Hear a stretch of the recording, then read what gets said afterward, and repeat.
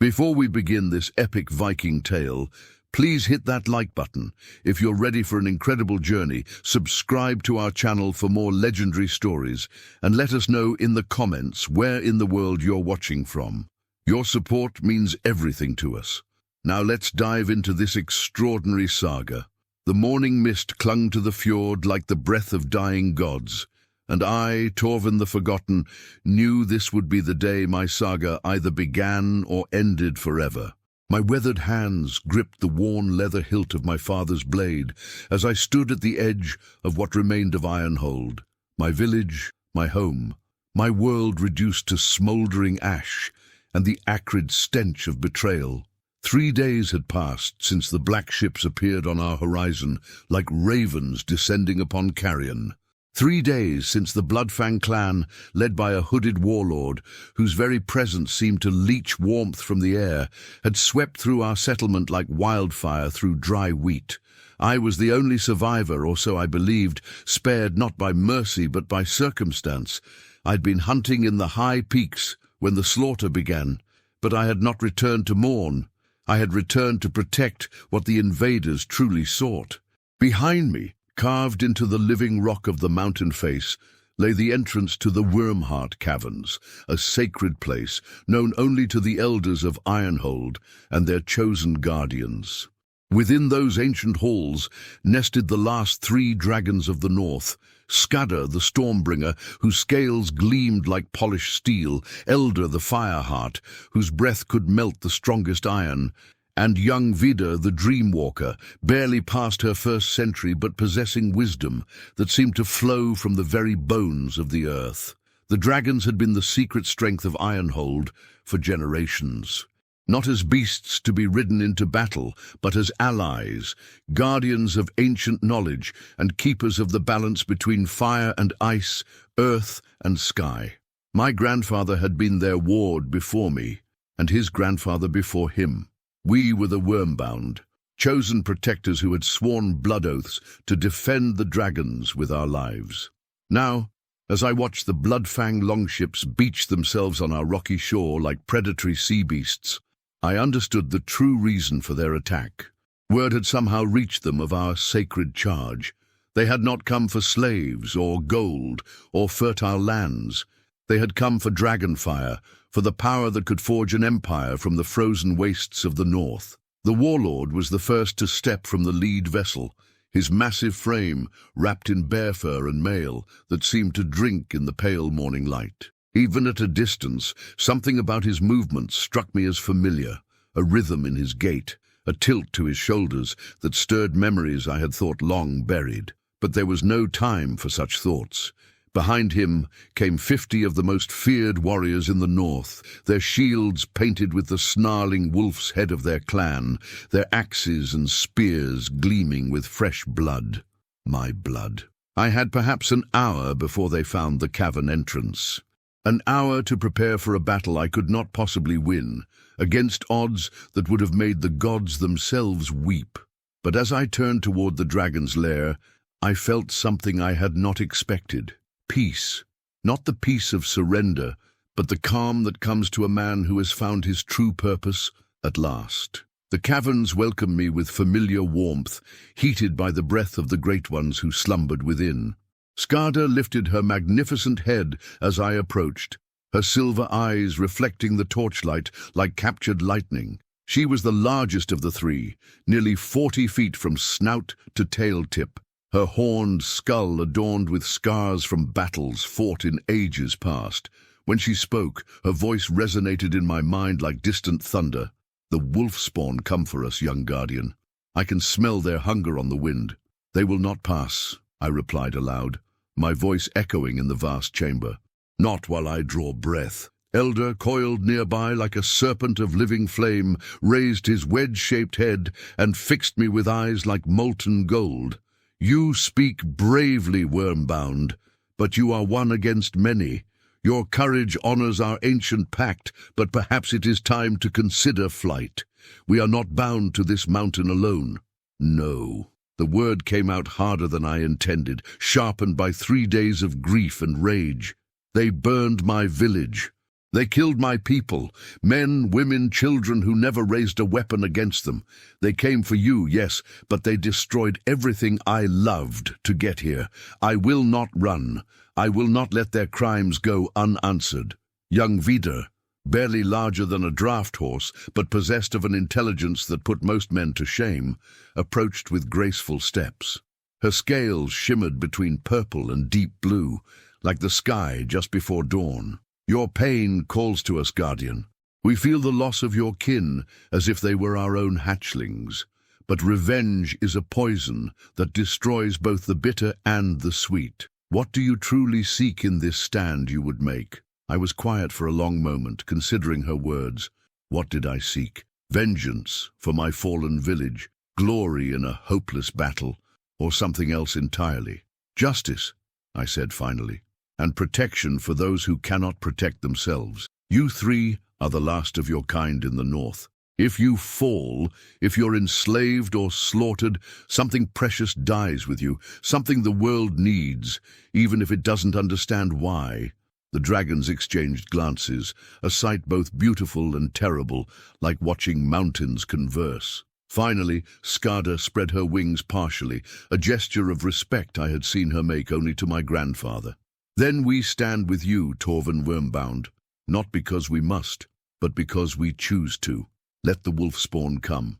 They will learn that dragons do not yield to merely mortal threats, but even as warmth flooded my heart at their words, I knew the truth. They were too kind to speak aloud.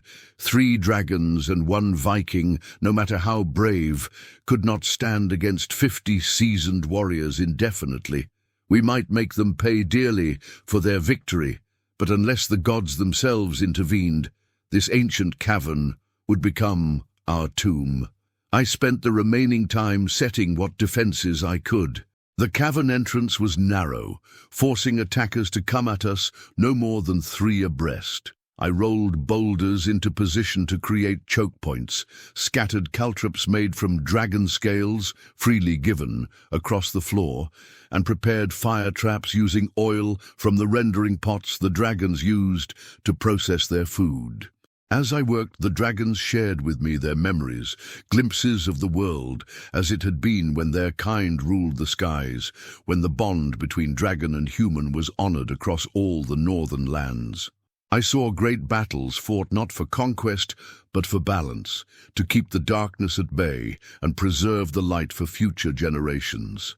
I understood, perhaps for the first time, that I was not just protecting 3 magnificent creatures. I was defending the last fragment of an age when the world had been larger, stranger, and infinitely more wondrous.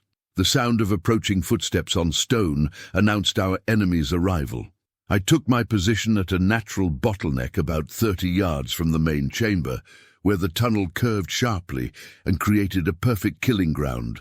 Behind me, I could hear the dragons positioning themselves, Saga taking the high ground on a rocky outcropping, Elder coiling near the far wall where his fire would have the greatest effect, and Vidar settling into a defensive position near the back of the cavern where she could use her smaller size and greater agility to best advantage. The first Bloodfang warrior to round the corner died without even seeing what killed him.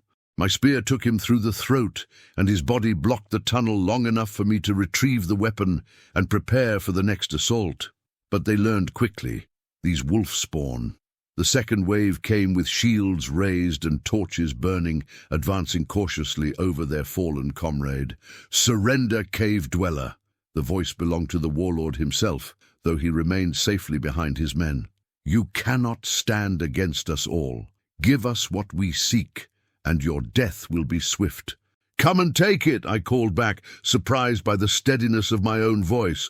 "But know that every step forward will cost you blood." They charged then, 3 abreast as I had expected, their war cries echoing off the stone walls like the howls of wolves. I met them at the choke point, my father's blade singing as it carved through leather and flesh. The first man's axe skittered off my shield, and my return stroke opened his chest from shoulder to hip.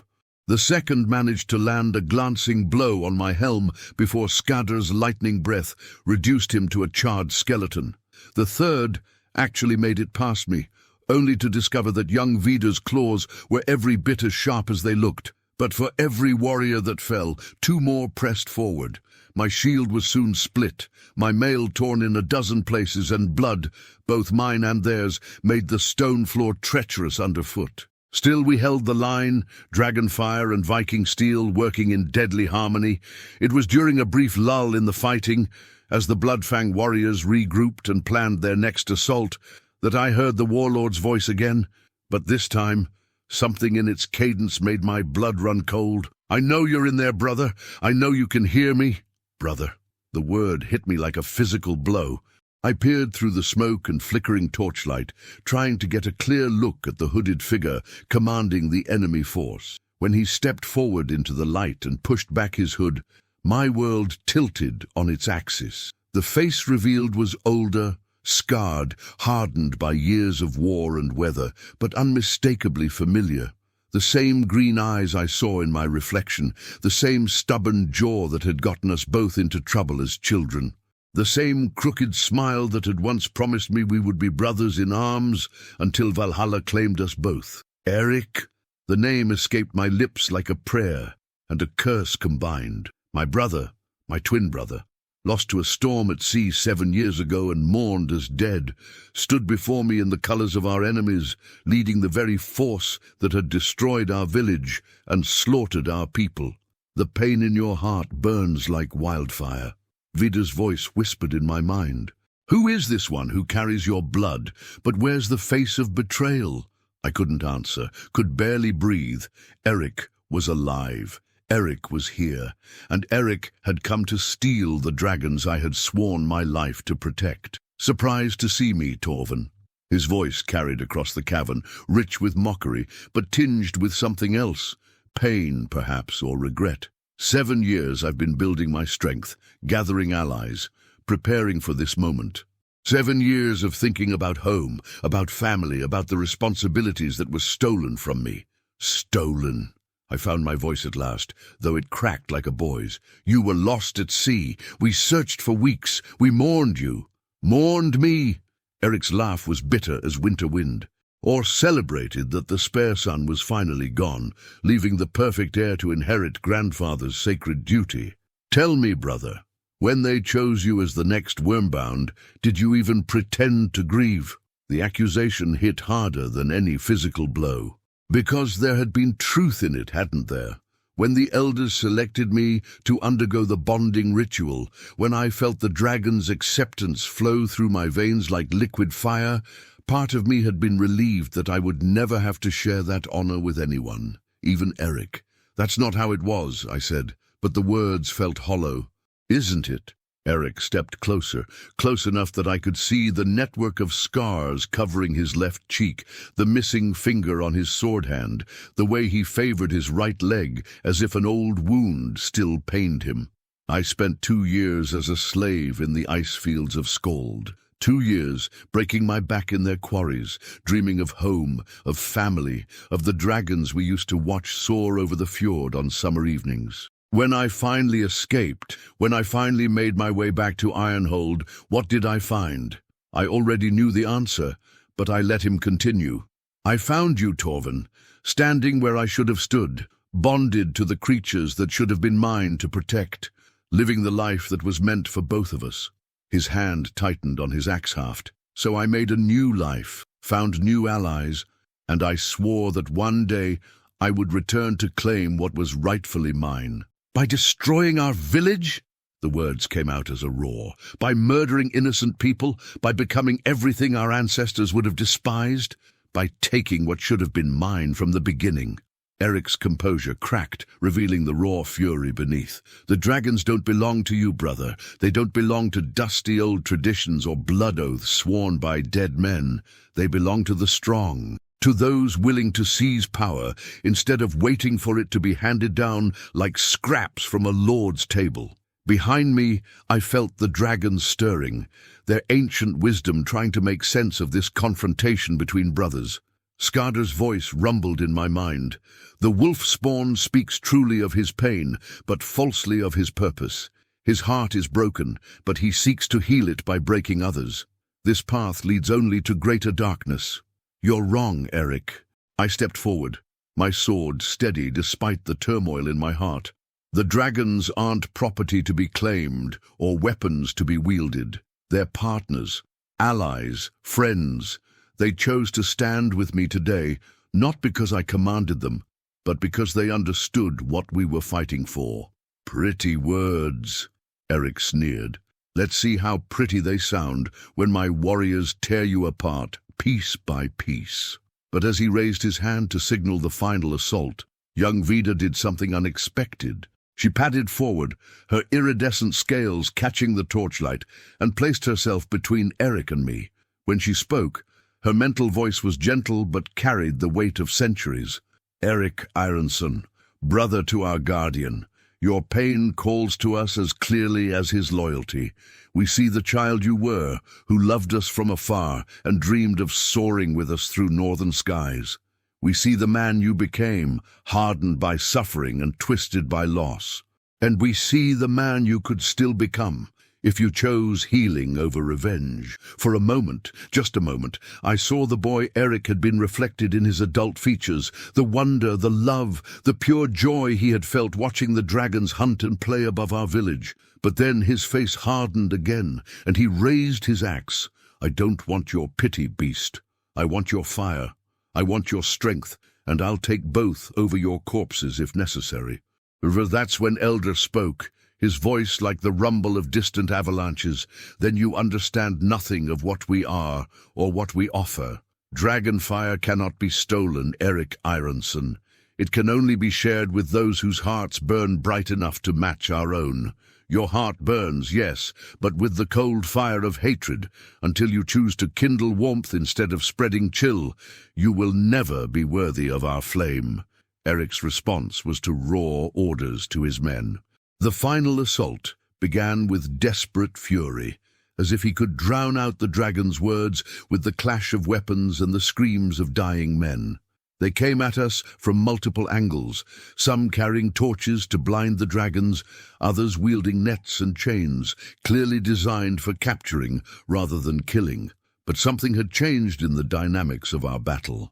Where before we had fought defensively, trying to hold a static position, now we began to move like the tide itself, flowing, adapting, responding to each threat with fluid grace. Skada's lightning crackled not just at our enemies, but at the ceiling above them, bringing down tons of rock to block their retreat. Elder's flames carved channels in the stone floor, creating barriers that forced the attackers into killing zones. And Vida darted between their legs like a massive cat, her claws and tail creating chaos in their ranks. As for me, I found myself fighting not just with my sword, but with a clarity I had never possessed before. Every movement felt choreographed, every strike precisely placed. I was no longer just Torvin the Viking warrior, I was Torvin the Wormbound, fighting in harmony with powers older than human memory. The battle reached its climax when Eric himself finally entered the fray, his enchanted axe gleaming with runes that hurt to look at directly.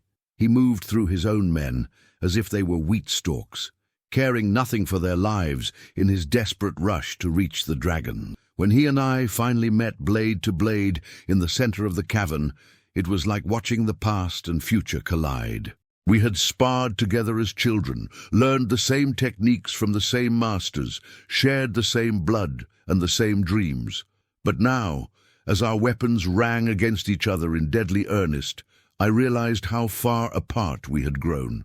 Eric fought with skill, but also with reckless fury, each strike powered by years of accumulated rage. I fought with purpose, every movement guided not just by my own will, but by the wisdom of my dragon partners. "It doesn't have to end this way," I gasped between exchanges, barely managing to turn aside a blow that would have split my skull. "You could stay.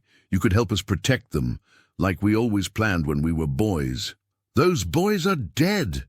Eric's axe bit deep into my shield, splitting it completely. "Just like our village is dead. Just like our parents are dead, just like everything we once cared about is dead and buried." But even as he spoke those words, I saw tears streaming down his scarred cheeks. This wasn't the face of a man consumed by hatred. This was the face of a man consumed by grief, striking out at the world because he didn't know how else to express the magnitude of his loss. That's when I made the hardest decision of my life. Instead of pressing my advantage when his guard dropped, instead of ending the fight with a single thrust, I threw down my sword and opened my arms. "Then let's mourn them together, brother." The silence that followed my gesture stretched like a bowstring pulled to its breaking point. Eric stood frozen, his enchanted axe raised for a killing blow that never came, tears cutting tracks through the grime and blood on his face. Around us, the surviving Bloodfang warriors hesitated, uncertain whether to continue their assault or await their leader's command. In that crystalline moment of suspension, I felt the dragon's minds touch mine with a warmth like summer sunlight. They understood what I was attempting, not just to save my own life, but to save my brother's soul from the darkness that threatened to consume it entirely. "Courage takes many forms," Scudder whispered in my thoughts. "Sometimes the greatest bravery lies not in fighting, but in choosing to be vulnerable when the world demands strength." Eric's axe trembled in his grip. You think you can manipulate me with childhood sentiment? You think I've forgotten how you always had to be the hero, the one everyone praised while I lived in your shadow?" "No," I said quietly, taking a step closer despite the weapon poised to end my life. "I think you've forgotten how we used to comfort each other during the thunderstorms, how we swore we'd face everything together, the good and the bad, victory and defeat, life and death. I think you've forgotten that losing you was the worst thing that ever happened to me." The words seemed to hit him like physical blows. His axe wavered, then slowly lowered. You never looked for me. When I escaped the slavers, when I made it back to the borderlands, I sent word. I waited at Crow's Rock for 3 months, hoping. We never received any word. The admission felt like swallowing broken glass. "Eric, I swear by Odin's beard and Thor's hammer, if we had known you were alive, the entire village would have come looking for you. I would have torn apart every slaver camp between here and the edge of the world." Something in my voice must have convinced him, because his shoulders sagged as if a great weight had settled upon them. The axe slipped from nerveless fingers, clattering against the stone floor with a sound like breaking chains. 3 months, he whispered. 3 months I waited at that cursed rock, watching every trail, listening for the sound of familiar voices. When no one came, when winter began to close in, I thought you had all decided I was better off dead. The pain in his voice was so raw, so profound, that it made my own chest ache in sympathy. This was my brother, not the hardened warlord who had led raiders against our home, but the frightened young man who had spent years believing his family had abandoned him. "We held funeral rites for you," I said, my own voice thick with emotion. "We burned offerings on the sacred stones every full moon for an entire year. Mother never stopped leaving food out for you, just in case you found your way home.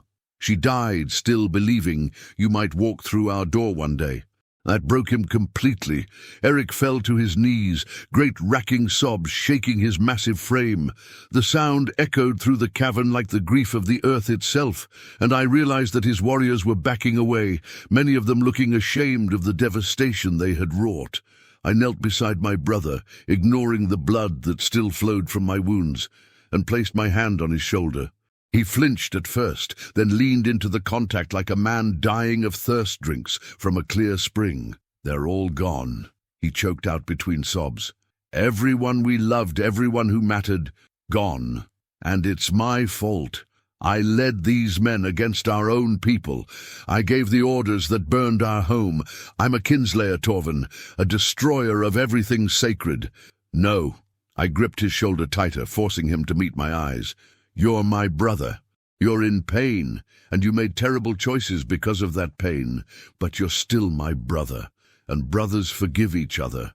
That's what family means." Behind us, I heard the soft sound of dragon feet on stone. Vida approached cautiously, her mental voice gentle as morning rain.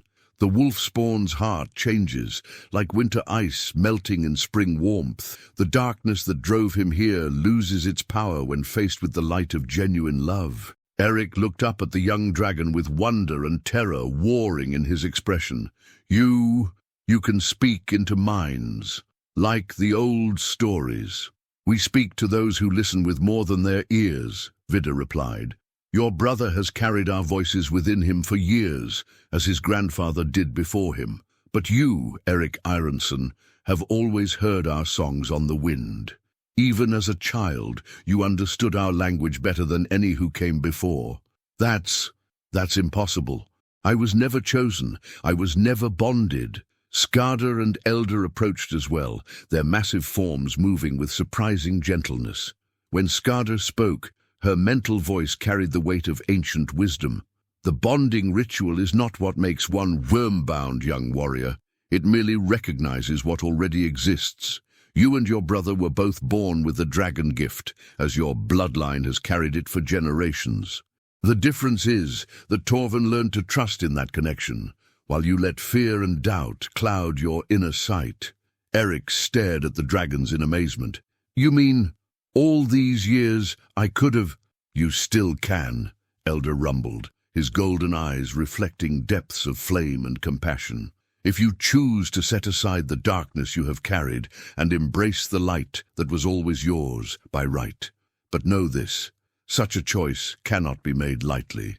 To become truly worm-bound, you must be willing to protect what you once sought to possess. You must become a guardian instead of a conqueror.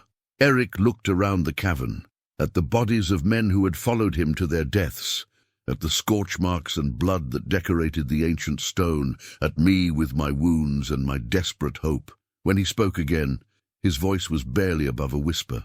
How can you forgive me? How can they? I came here to steal dragons and burn down everything our ancestors built. I've become everything our father would have despised. Because, I said, helping him to his feet, the man who would ask that question is not the same man who gave the orders to attack, because the brother I remember always had the largest heart in our village, even when he tried to hide it behind bravado and jokes. Because dragons see deeper than surface actions.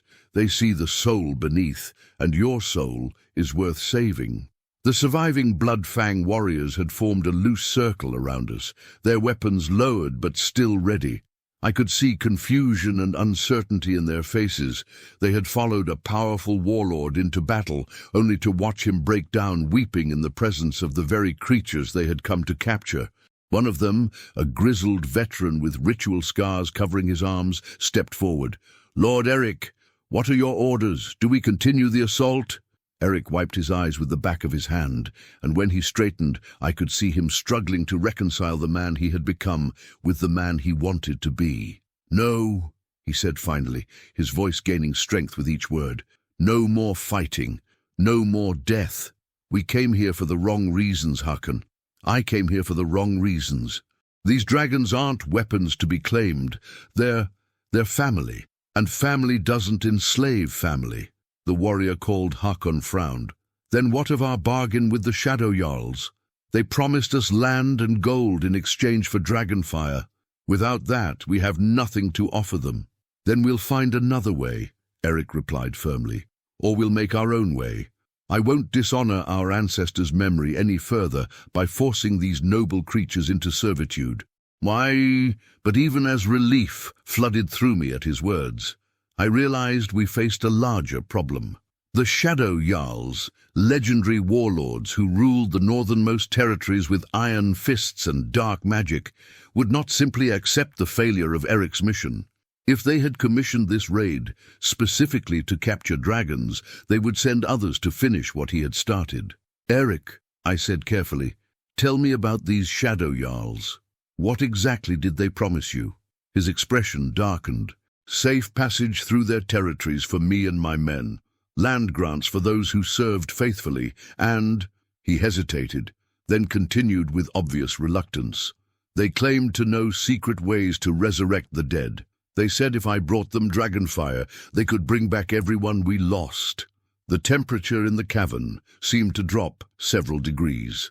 Behind me, I felt the dragon's minds touch mine with urgent concern.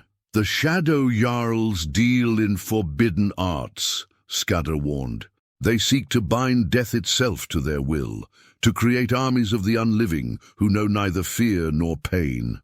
Dragonfire in their hands would not restore life. It would corrupt it beyond all recognition." "They lied to you," I told Eric gently.